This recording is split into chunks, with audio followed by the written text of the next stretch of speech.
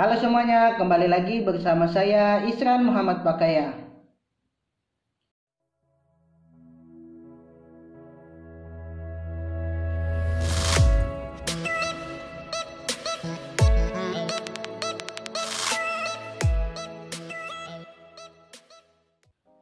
Pada kesempatan kali ini saya akan membahas tentang seleksi nasional penerimaan mahasiswa baru di perguruan tinggi negeri atau PTN tahun 2023 teman-teman.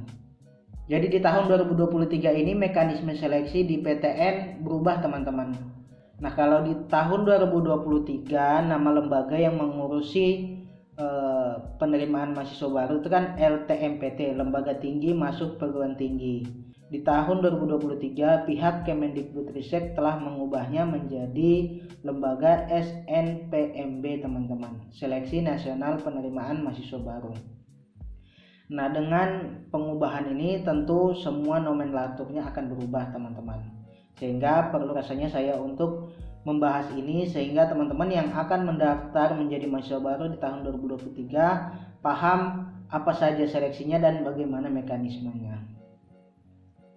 Nah, yang pertama yang akan saya jelaskan mengapa pemerintah mengubah skema atau mekanisme seleksi masuk perguruan tinggi negeri. Kita harus tahu dulu apa alasannya.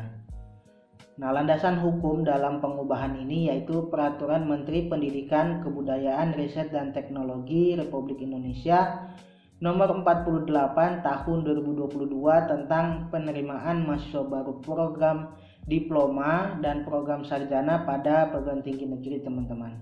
Jadi ini hanya berlaku untuk yang ada di perguruan tinggi negeri di bawah naungan Kemendikbudristek.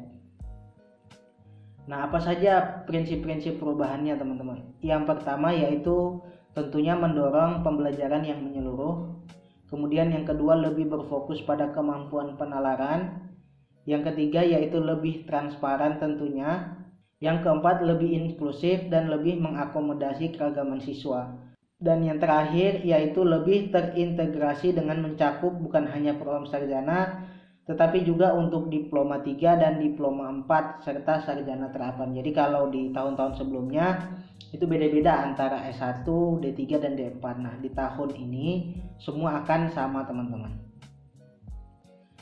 Nah, setelah perubahan dari lembaganya, untuk jenis seleksinya juga berubah teman-teman. Di tahun 2023 ini ada 3 cara seleksi masuk perguruan tinggi negeri. Yang pertama yaitu SNBP atau Seleksi Nasional Berdasarkan Prestasi. Kemudian yang kedua yaitu SNBT atau Seleksi Nasional Berdasarkan Tes. Dan terakhir yaitu seleksi secara mandiri oleh PTN. Nah dari ketiga seleksi ini, seleksi 1 dan 2 itu sangat berbeda dengan sebelumnya. Kalau sebelumnya kita kenal SNPTN, SBMPTN, dan SMPTN. Nah yang hampir sama atau bahkan sama yaitu yang mandirinya teman-teman. Hanya ada beberapa perubahan yang tidak terlalu signifikan. Nah teman-teman juga pasti bertanya mengenai kuotanya atau daya tampung apakah masih sama atau tidak.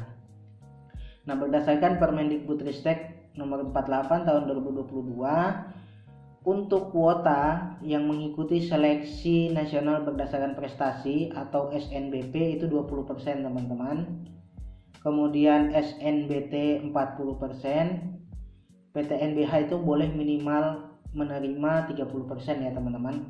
Kemudian yang mandiri itu 40%, PTNBH bisa sampai 50%, sehingga kuota ini betul-betul tersalurkan sesuai dengan kemampuan calon mahasiswa. Nah kita pelajari terlebih dahulu untuk SNBP. Apa sih SNBP? Apakah sama dengan SNPTN? Jadi berbeda teman-teman. Jadi di tahun ini itu ada 2 konsep penilaian. Yang pertama berdasarkan nilai rapor itu 50%. Kemudian untuk yang kedua yaitu minat dan bakat teman-teman atau prestasi yang di luar pembelajaran yaitu 50%. Nah itu termasuk di apa saja? Yang pertama yaitu nilai rapor dari maksimal 2 mata pelajaran pendukung, kemudian prestasi, kemudian yang ketiga yaitu portofolio. Jadi untuk teman-teman yang berprestasi di program seni dan olahraga. Nah PTN itu menentukan komposisi presentasinya, yaitu komponen 1 dan 2 100%, sedangkan subkomponen untuk komponen 2 dan komposisi prestasi bobotnya. Penentuan ini akan berbeda teman-teman antara prodi yang ada dalam PTN yang sama. Jadi semua berdasarkan ketentuan dari PTN. Intinya yang teman-teman perlu ketahui itu ada dua, nilai rapot dan nilai minat dan bakat. Jadi 50-50, sehingga ini lebih seimbang teman-teman. Kalau SNPTN sepengalaman saya itu kan lebih banyak ke akademik ya, ke prestasi, ke mata pelajaran, ke ranking kelas kita. Nah kalau di tahun ini itu lebih merata teman-teman, karena terbagi jadi dua komponen. Nah SNBP menggantikan SNPTN teman-teman. Kemudian yang SNBT teman-teman, apa sih SNBT? Apakah sama dengan UTBK? Apakah sama dengan SBMPTN?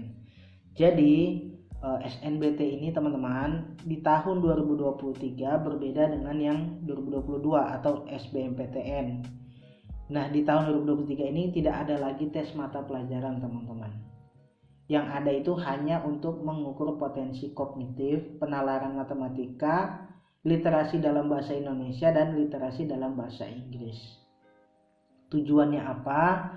Jadi tes ini akan menitik beratkan kepada kemampuan penalaran peserta didik, bukan hafalan.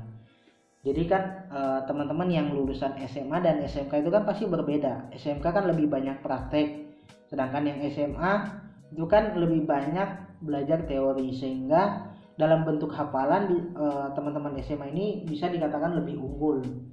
Bisa lebih unggul ya teman-teman. Jadi tidak bisa dipastikan apakah benar yang SMA itu lebih unggul daripada SMA. Tapi selama ini dalam bentuk hafalan tentu SMA lebih banyak, karena SMK itu lebih menjuruskan kepada jurusannya, sehingga mereka tidak menghafal-hafal lagi apa yang ada di pelajaran. Mereka lebih kepada action atau langsung kepada prakteknya, sehingga ini akan memberikan kesempatan yang sama antar teman-teman yang SMA dan SMK. Terakhir yaitu yang mandiri teman-teman. Jadi di mandiri sini perbedaan yang paling mencolok yaitu ada pelibatan masyarakat untuk transparansi dan akuntabilitas proses seleksi teman-teman. Jadi sebelumnya kan tidak ada tuh masyarakat dilibatkan. Nah mulai tahun ini jadi semua seleksi mandiri itu akan diawasi oleh masyarakat. Tujuannya apa? Agar tidak terjadi atau terulang kembali kasus-kasus seperti yang teman-teman mungkin sudah dengar, ada sogok menyogok atau titip menitip, sehingga ini akan lebih pada prosesnya. Nah PTN itu ada dua hal yang mereka harus lakukan, yaitu sebelum pelaksanaan dan sesudah pelaksanaan. Jadi sebelum pelaksanaan, yang pertama yaitu jumlah calon mahasiswa yang akan diterima harus disampaikan berapa ribu orang, kemudian metode penilaiannya, kemudian yang ketiga yaitu besaran biayanya.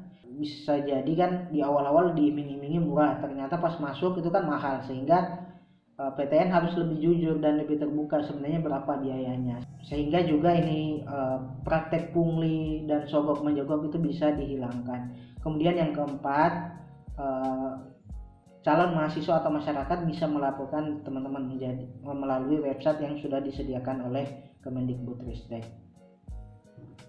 Kemudian untuk ketentuannya, jadi seleksi mandiri ini betul-betul berdasarkan akademis ya teman-teman, dilarang dikaitkan dengan tujuan komersial. Jadi selama ini kan sudah hal yang lumrah ya, hal yang tabu, bahwasannya teman-teman tahu masuk PTN kalau lewat mandiri pasti ada hal-hal seperti itu. Nah di tahun ini akan dihilangkan.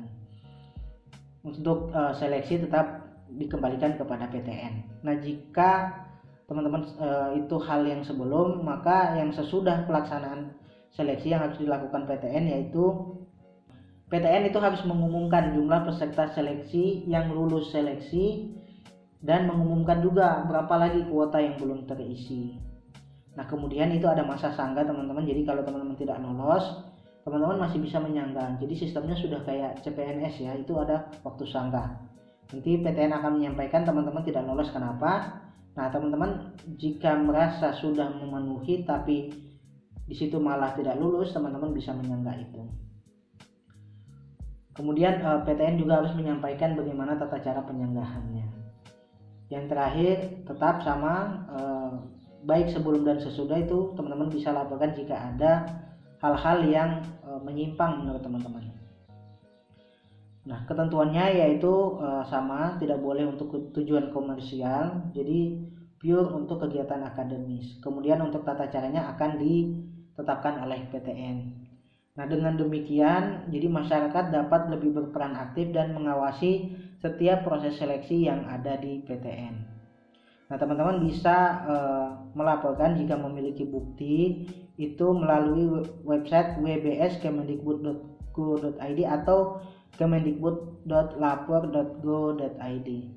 Harapannya pemerintah mengajak masyarakat untuk terlibat dalam pengawasan seleksi mandiri ini sehingga menjadi lebih transparan dan akuntabel.